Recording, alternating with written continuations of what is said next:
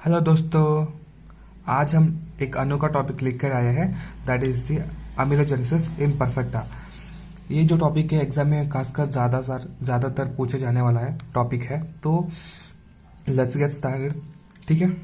इसका other names भी है like hereditary enamel dysplasia, hereditary brown enamel and hereditary brown opalescent teeth. ठीक है। देखो, so it is a group of inherent disease, मतलब एक तो ये है कि ये जो है हेरिडेटरी डिसीज है, जीनोमिक डिसीज है। ठीक है। और ये जो है क्वालिटेटिव या फिर quantitative defect in the enamel, मतलब क्या हो रहा है कि इनामल मैट्रिक्स डेपोजिशन या फिर मैट्रिक्स में अगर कोई कमी या फिर ज्यादा हो गया तो क्या होता है, हमें अमीलोजेनेसिस इम्परफेक्टा हमें देखने को मिलता है। मतलब इस डिसीज में खासतर होता क्या है कि इनामल का जो चिप ऑफ होता है या फिर इनामल मैट्रिक्स का डेपोजिशन में एक कमी या फिर ज्यादा होता है, इसकी वजह से हमें देखने को मिलता है अमीलोजेनेसिस इम्परफेक्टा। ठीक है। देखो, इसमें कोई कॉम्प्लिकेशन उतना ज्यादा होता नहीं है। ठीक है। There is no systemic complications.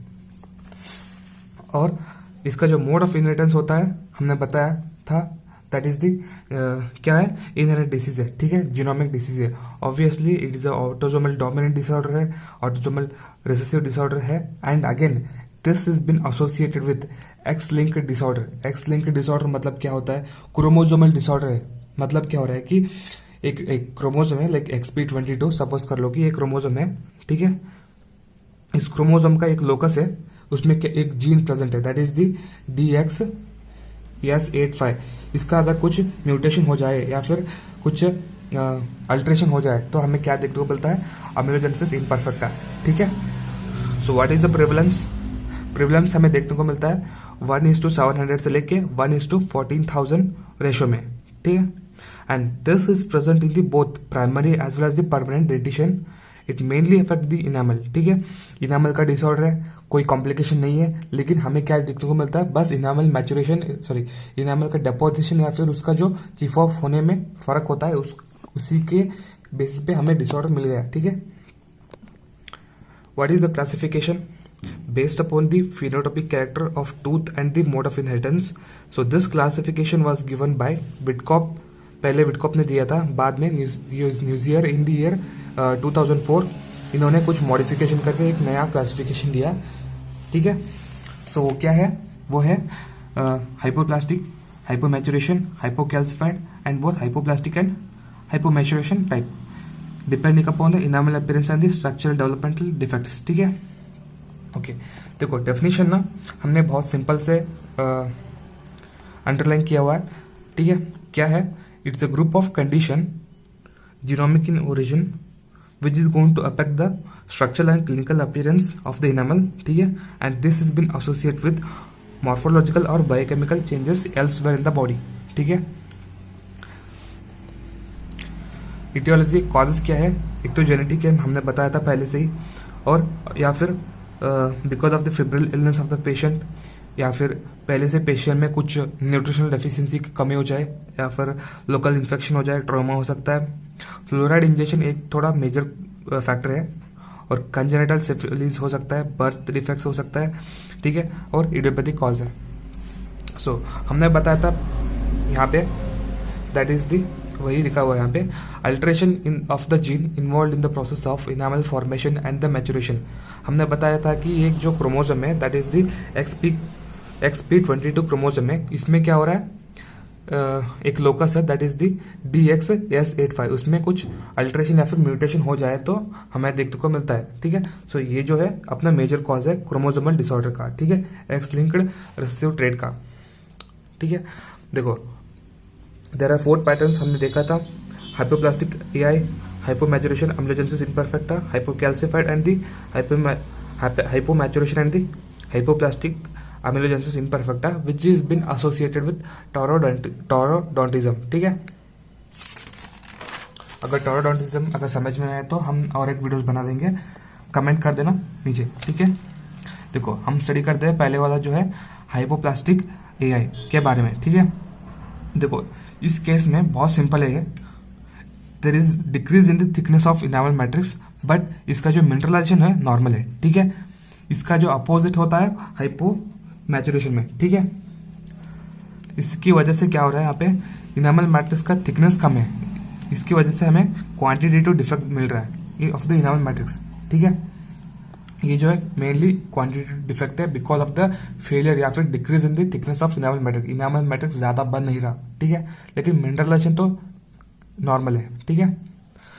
इसका जो क्लिनिकल फीचर्स क्या होता है, एक तो दांत होता है ना, सो दांत पे क्या हो रहा है, यहाँ पे पिटेड अपीयरेंस हमें देखने को मिलता है। ऐसे कुछ कॉन्जेनेट या फिर बच्चों में देख सकते हो कि उसका जो दांत में क्या है, ऐसे ही हमें हंसते हुए देखा तो क्या होता है, डॉट डॉट डॉटेड हमें इनामल पे देखने को मिलता है ना। और उसके साथ ही साथ हमें क्या देखने को मिलता है, ग्रूस होता है या फिर फरोज देखने को मिलता है, ठीक है।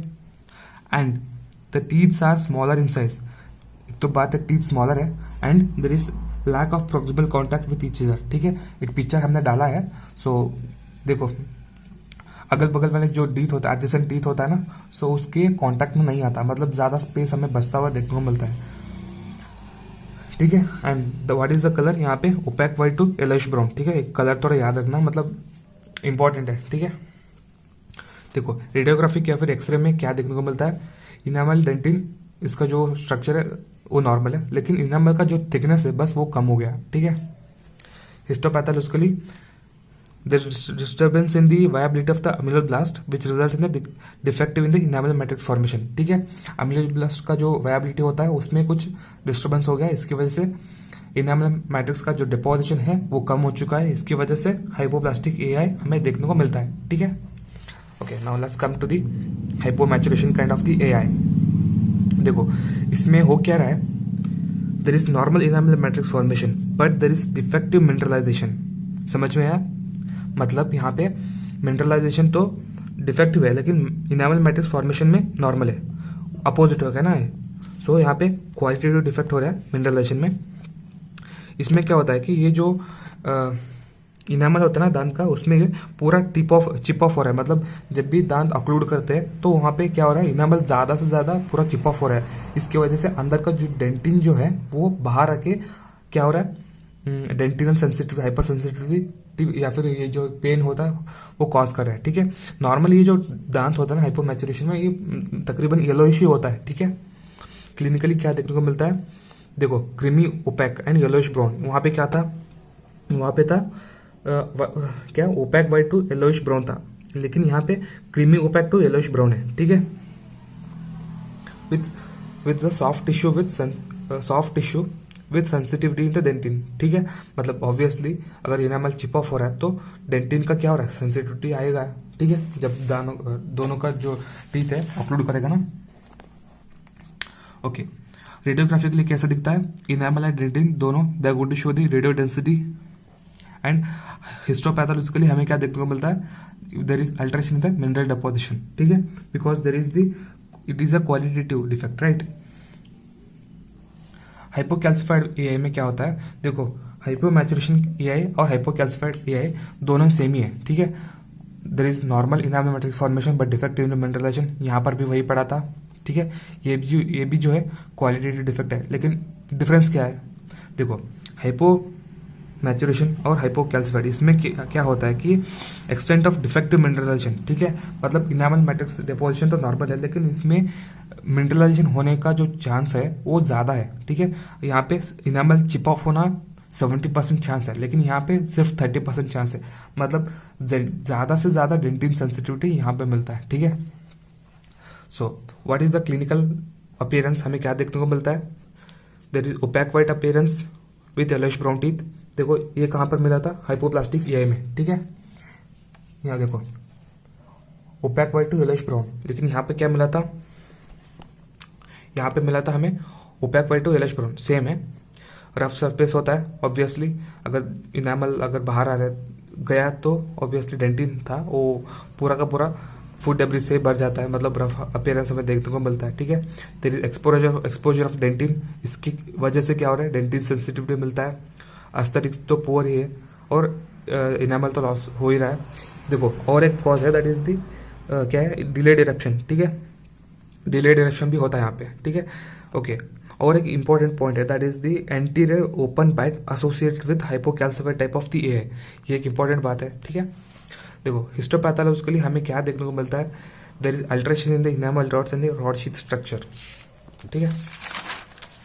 Okay, And the next thing is hypomaturation and the hypoplastic with associated with taurodontism. So इस केस में क्या हो रहा है, इनामल मैट्रिक्स का भी डिपोजिशन कम है, मिनरलाइजेशन का एक्सटेंट भी कम है, मतलब हाइपो कैल्सिफिकेशन हो रहा है, हाइपो मिनरलाइजेशन हो रहा है, अलॉन्ग विथ एसोसिएटेड विथ क्या हो रहा है, थिकनेस इनामल मैट्रिक्स डिपोजिशन भी कम है। ठीक है, मतलब ये क्या हो गया, both quantitative as well as the qualitative defect हो गया है ना।